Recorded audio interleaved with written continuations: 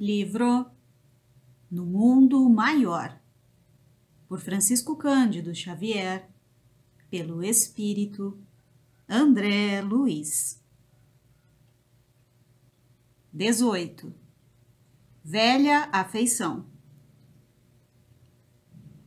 Não havíamos atravessado grande distância quando curiosa assembleia de velhinhos se postou ao nosso lado.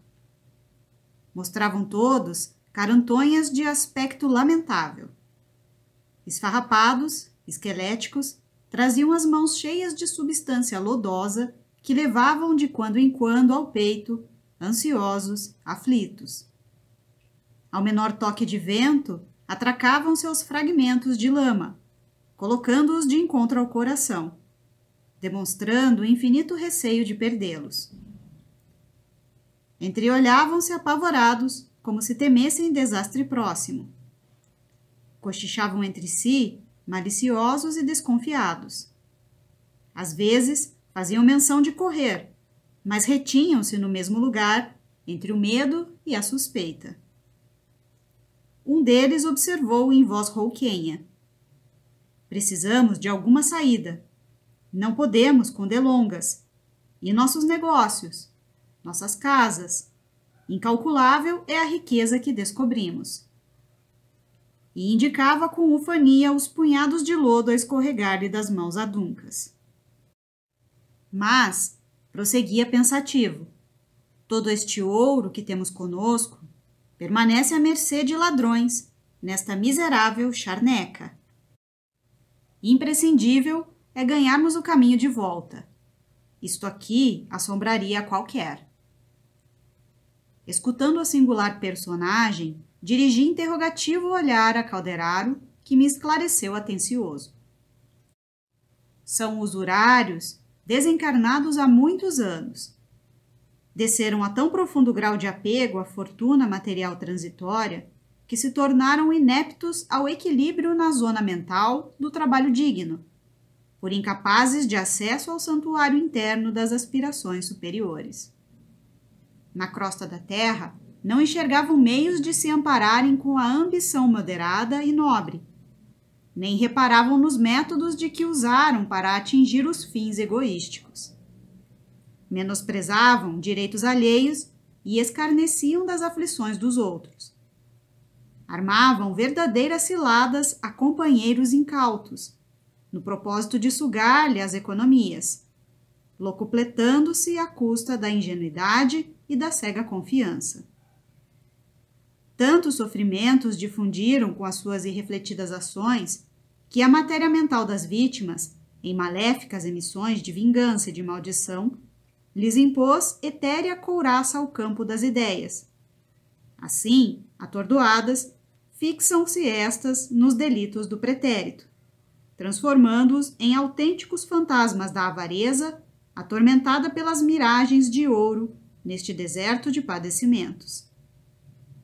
Não podemos predizer quando despertem, dada a situação em que se encontram. Lamentei-os sinceramente ao que Calderaro obtemperou. Enlouqueceram na paixão de possuir, acabando a sinistra aventura escravos de monstros mentais de formação indefinível. Dispunha-me a redarguir quando um dos anciãs lançou a voz no estranho concerto, exclamando: "Amigos, não seremos vítimas de um pesadelo?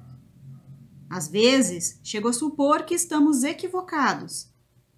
Há quanto tempo deambulamos fora do lar? Onde estamos? Não teríamos enlouquecido?" Oh, aquela voz! Escutando-a, pavorosa dúvida se apoderou de mim. Quem estaria louco? Interrogava agora a mim mesmo. Aquele velho ou eu?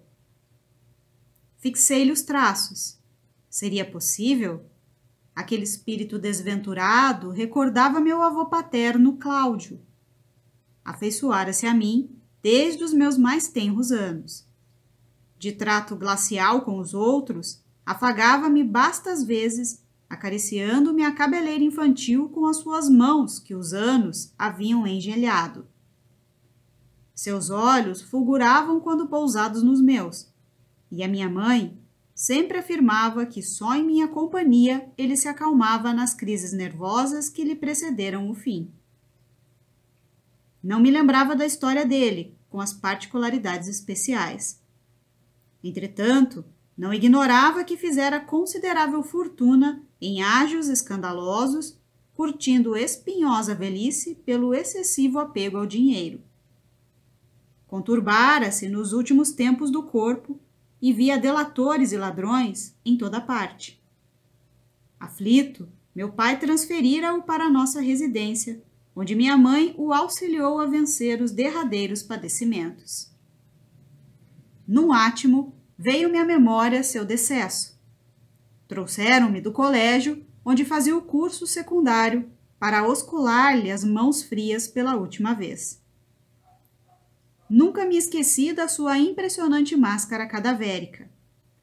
As mãos recurvadas sobre o peito parecia guardarem, ciosamente, algum tesouro oculto, e nos olhos vítreos, que mãos piedosas não conseguiam cerrar, vagueava o pavor do ignoto, como se o acometessem trágicas visões no além, para onde fora arrebatado a contragosto.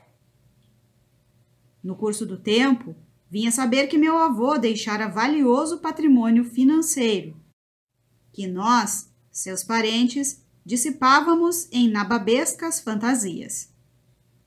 Tornando ao pretérito, reconheci que vigoroso laço me unia àquele desgraçado que ainda sofria o pesadelo do ouro terrestre, carregando placas de lodo que premia enternecidamente ao coração. Enquanto as reminiscências me enchiam aquele instante, gritava-lhe um companheiro infeliz. Pesadelo? Nunca, nunca. Ó, Cláudio, não te sensibilizes tanto. Ah, seu nome fora pronunciado. A confirmação estarrecera-me. Quis gritar, mas não pude. Compreendendo quanto ocorria em meu íntimo, o prestativo Calderaro amparou-me, assegurando. André, já sei de tudo. Entendo agora a significação da tua vinda a estas paragens. Irmã Cipriana tinha razão. Não temos tempo a perder. O velho revela-se receptivo. Começou a entender que provavelmente está em erro, que talvez respire atmosfera de pesadelo cruel. Ajudemo-lo. Urge auxiliar-lhe a visão, para que nos enxergue. Aflito, segui o dedicado orientador que passou a aplicar recursos fluídicos sobre os olhos embaciados do meu desditoso ascendente. A entidade, com o providencial afluxo de força, ganhou provisória lucidez e viu-nos, afinal. Oh! Gritou perante os colegas aterrados. Que luz diferente! E, esfregando os olhos, acrescentava dirigindo-se a nós. Donde vindes? Sois padres? Certo, aludia às túnicas muito alvas com que nos apresentávamos. Avancei, lesto e indaguei. Meu amigo, sois Cláudio M., antigo fazendeiro nas vizinhanças de V? Sim, conhecei-me? Quem sois? Em atitude de alívio, ajuntou com inflexão comovente. Desde muito estou preso nesta região misteriosa, referta de perigos e de monstros, mas abundante de ouro, de muito ouro. Vossa palavra me reanima. Ó, por piedade, ajudai-me a sair. Quero voltar.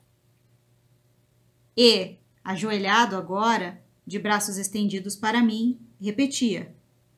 Voltar, rever os meus, sentir-me em casa novamente. Abracei-o compungido e, sem desejar chocá-lo com inoportunas revelações, expliquei-me. Cláudio M., sois vítima de lamentável engano. Vossa casa antiga cerrou-se com os olhos físicos que já desapareceram. Encarcerastes o espírito num sonho vão de mentirosas riquezas. A morte vos arrebatou a alma do domicílio carnal. Vai para mais de 40 anos. O ancião esbugalhou os olhos angustiados. Não relutou. Desatou em pranto convulso, dilacerando-me as fibras mais íntimas. Bem o sinto, murmurou, inspirando compaixão. Tenho a cabeça afogueada, incapaz de raciocinar. Mas, e o ouro? O ouro que ajuntei com tanto suor? Reparai vossas mãos, agora que a divina claridade vos bafeja o espírito. O patrimônio, acumulado à custa das dificuldades alheias, converteu-se em lodacentos detritos. Notai. Meu avô pôs-se a contemplar as massas de lama que sobraçava e gritou aterrorizado. Em seguida, pousando em mim os olhos lacrimosos, considerou. Será o castigo?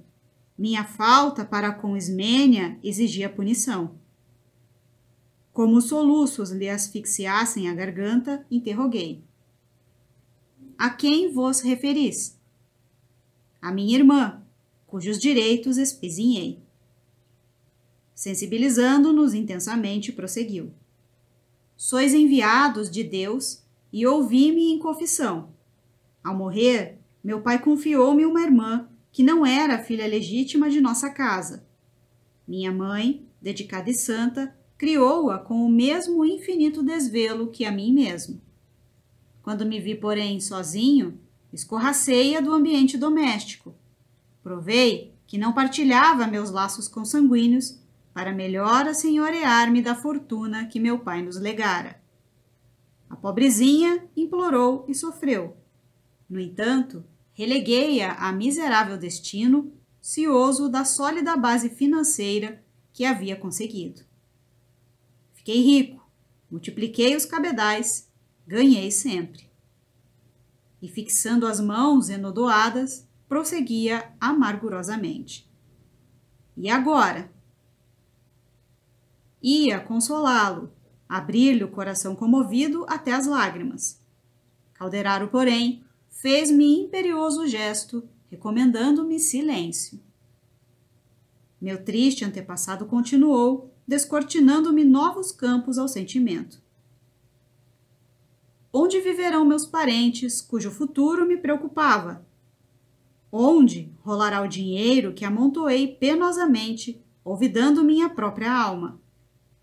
Onde respirará minha irmã, a quem despojei de todos os recursos? Por que não me ensinaram na terra que a vida prosseguiria para além do sepulcro? Estarei efetivamente morto para o mundo ou louco e cego? Ah, mísero sou eu. Quem me socorrerá? Alongando os braços ressequidos, suplicava. Tenha piedade de mim. Meus pais foram levados ao túmulo há muitos anos e meus filhos certamente me esqueceram. Estou desprezado sem ninguém. Valei-me, emissários do Eterno. Não abandoneis um ancião traído em suas ambições e propósitos. Agora que me reconheço, tenho medo, muito medo. Demorando em mim o olhar que grossa cortina de lágrimas ensombrava, observou. Meus familiares olvidaram-me o devotamento. Só uma pessoa no mundo se recordará de mim e me estenderia mãos protetoras se soubesse do meu paradeiro. Estampou expressão de ternura na máscara dolorosa e esclareceu. Meu neto, André Luiz, era a luz dos meus olhos. Muita vez, os carinhos dele me aquietavam o torturado pensamento. Em muitas ocasiões, manifestei em casa o desejo de que ele se consagrasse à medicina. Destinei-lhe um legado para esse fim. Pretendia vê-lo fazendo o bem que eu, homem ignorante, não soubera praticar. Frequentemente me assaltava o remorso pela extorsão que infligira à minha irmã. Contudo, consolava-me com a ideia de que o neto do meu coração, de algum modo, gastaria o dinheiro que eu indebitamente aferrolhara, educando-se, como convinha, para o benefício de todos. Seria o benfeitor dos pobres e dos doentes. Espargiria sementes dadivosas onde minha existência inútil espalhara pedras e espinhos de insensatez. Meu neto seria belo, querido, respeitado. Enxugando as copiosas lágrimas, indagava em voz súplice, com a atenção presa a meus gestos. Quem sabe se vós, mensageiros de Deus, poderíeis levar a meu neto a tremenda notícia dos males que me devoram. Não mereço o afastamento dessas masmorras em que enlouqueci, mas ser-me-á consolo saber que André tem ciência dos meus padecimentos. Ah, não mais valeram sinais do assistente Calderaro para que eu me contivesse, esperando ainda mais. Meu peito como que rebentara numa torrente de pranto irreprimível. Ali não me achava ante assembleias superiores, cujas emissões de energia me sustentassem até o fim no combate educativo da autodisciplina, mas diante dos deploráveis remanescentes das paixões terrestres. Lembrei-me do meu avô acariciando meus cabelos. Recordei que meu genitor sempre aludia aos desejos do velho, como referência à minha preparação acadêmica. Pensei nos longos anos que o mísero teria gasto ali, agarrado às ideias de posse financeira. Compreendi a extensão de meu débito para com ele, relativamente ao diploma de médico que eu não soubera honrar no mundo. Dirigi súplice olhar a Calderaro, rogando-lhe me perdoasse. O assistente sorriu e entendeu tudo. Quem terá perdido, de todo, a expressão infantil, se o próprio Cristo, supremo guia da terra, abriu tenros braços um dia no berço da manjedoura? Tornando mentalmente a cenários de infância longínqua, senti-me novamente menino. Venci de um salto o espaço que nos separava e ajoelhei-me aos pés do meu desventurado benfeitor, que me observava agora, trêmulo e assustado.